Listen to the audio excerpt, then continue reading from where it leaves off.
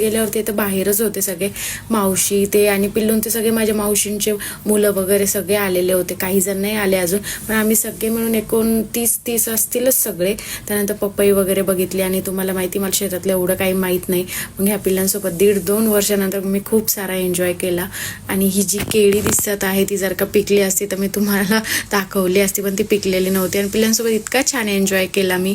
त्यानंतर गवारीच्या शेंगा होत्या या, आणि पप्पांना पण माझ्यासारखं शेतातलं काही एवढं माहीत नाही, ते पण असंच विचारत असता हे काय ते काय. त्यानंतर आय गेस ही मशीन पेरायची आहे, मक्का मूग तूर असं म्हणजे लावू शकतो आपण याच्या थ्रू. आणि शेतामधला असा होता आजचा व्हिडिओ. त्यानंतर मोठ्या मामाच्या घरी गेलो, तिथे पण पिल्लूला वगैरे घेतलं, त्याच्यासोबत खूप धिंगाणा घातला. त्यानंतर मामान ते आले, मामान त्यांच्यासोबत गप्पा गोष्टी, बाबा सगळं जेवण वगैरे केलं. खूप दमल्यासारखं फील झालं होतं म्हणून घरी आल्यावर लगेच झोपले. बाय.